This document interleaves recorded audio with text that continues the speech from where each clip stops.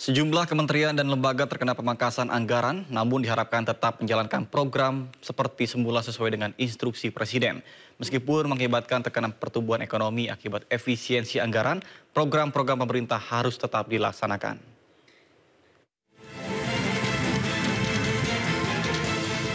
Pemangkasan anggaran yang mencapai 306,7 triliun rupiah pada akhirnya merembet ke berbagai program hingga operasional kementerian lembaga. Seperti yang terjadi di kantor Kementerian Koordinator Perekonomian, di mana sebagian besar lampu koridor hingga selasar di tiap lantai dimatikan. Menko Perekonomian Erlangga Hartarto menjelaskan situasi penghematan operasional merupakan bagian dari efisiensi APBN 2025. Kemenko Perekonomian sendiri mengalami pemangkasan sebesar 52,5% dari pagu yang terdapat dalam APBN 2025. Namun Erlangga berharap kementerian dan lembaga tetap menjalankan programnya sesuai draft yang tidak terdampak pemangkasan. Sebab di tahun 2024, kontribusi konsumsi pemerintah mencapai 7,7% terhadap PDB nasional.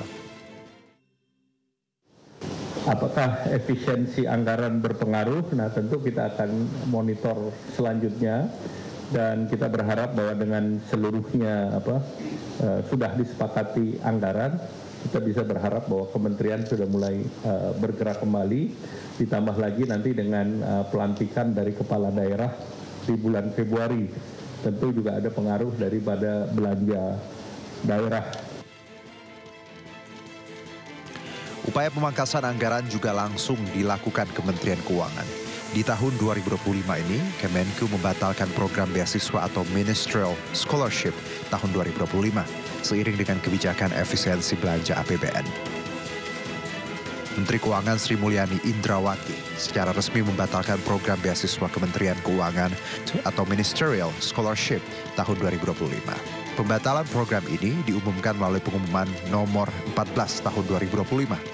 Kebijakan ini ditetapkan pada 31 Januari 2025.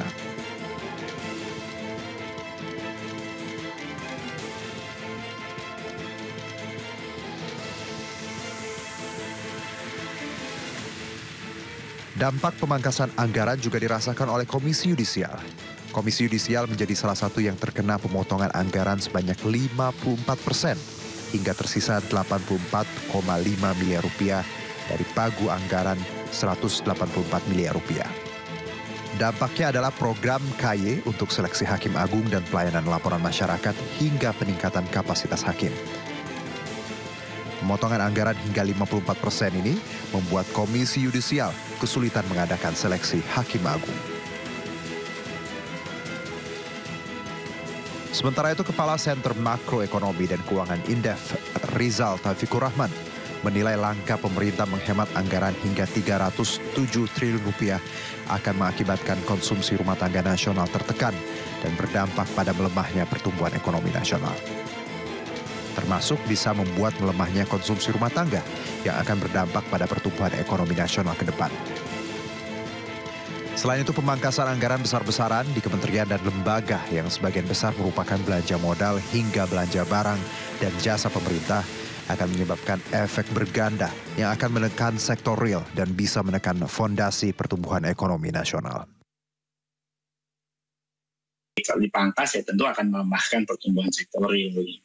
Kemudian efek jangka panjang tentu saja juga akan menggerogoti ya daya saing ekonomi nasional. Ya, apalagi bicara efisiensi logistik dan juga konektivitas antar wilayah. Yang paling kita agak mengkhawatirkan adalah terhadap konsumsi domestik yang akan tergerus gitu ya.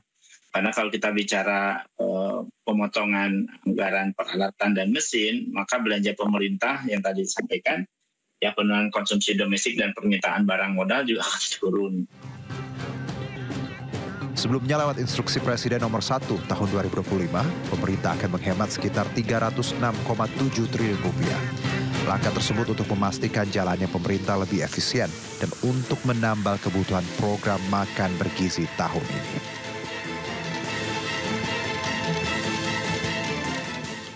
Informasi lainnya pemirsa, Kepala Kantor Komunikasi Kepresidenan Hasan Nasbi menyampaikan arahan Presiden Prabowo Subianto yang meminta kementerian dan lembaga melakukan efisiensi anggaran untuk program-program yang tidak bisa diukur keuntungan dan manfaatnya untuk publik. Dirinya juga menegaskan efisiensi anggaran tidak termasuk gaji ASN.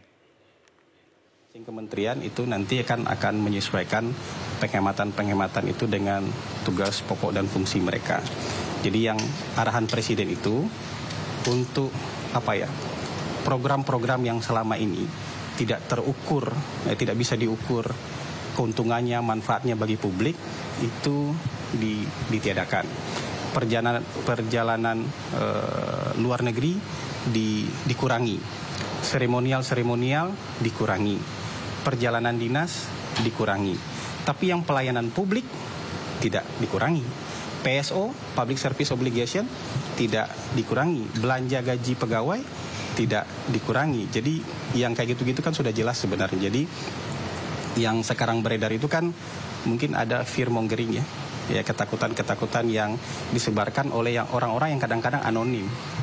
Narasumbernya siapa, orangnya siapa.